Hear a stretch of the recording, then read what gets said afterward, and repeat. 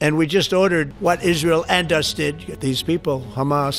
ফিলিস্তিনের স্বাধীনতাকামী সংগঠন হামাসকে এক ঝটকায় ধ্বংস করে দিতে পারে ইসরায়েল। যুদ্ধবিরতি চুক্তির শর্ত মেনে না চললে ইসরায়েলি বাহিনীকে গাজায় আবারও সামরিক অভিযান চালানোর অনুমতি দিবেন মার্কিন president Donald Trump. It was target practice, but we shot down thousands of drones and missiles also going into Israel. বুধবার আন্তর্জাতিক এক সাক্ষাৎকারে এমন সতর্কতা জানিয়েছেন তিনি।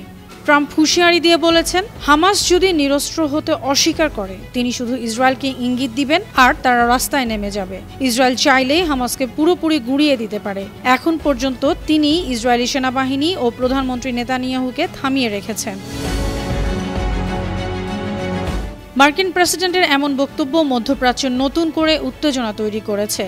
হামাসকে অবশ্যই চুক্তি অনুযায়ী নিহত অন্যদের মরদেহ ফেরত দিতে হবে এবং তাদের সব অস্ত্র হস্তান্তর করতে হবে। এগুলোই যুদ্ধবিরতি চুক্তির মূল শর্ত। হামাস এসব শর্ত না মানলে ইসরায়েল পূর্ণ স্বাধীনভাবে পরবর্তী পদক্ষেপ নিতে পারবে। এদিকে হামাসের সামরিক শাখা ইজ্জেদিন আল কাসসাম ব্রিগেড বলেছেন, তাদের কাছে থাকা সব জীবিত ইসরায়েলি বন্দী ও ইসরায়েলিদের মরদেহ হস্তান্তর করা হয়েছে। গাজার ধ্বংসস্তূপে কিছু মরদেহ এখনও আছে, সেগুলো তুলতে বিশেষ সরঞ্জাম ও উদ্ধারকারী দল প্রয়োজন। মরদেহ উদ্ধারের জন্য তারা ব্যাপক চেষ্টা চালাচ্ছে। তবে ইসরায়েল দাবি করেছে হামাস মরদেহ কম পাঠিয়েছে। দেশটির কট্টর ডানপন্থী জাতীয় নিরাপত্তা মন্ত্রী ইতামার বেন গভির হুঁশিয়ারি দিয়েছেন, গাজায় আটকে রাখা ইসরায়েলি সেনাদের মরদেহ ফেরত না দিলে সেখানে মানবিক সহায়তা বন্ধ করে দেবেন।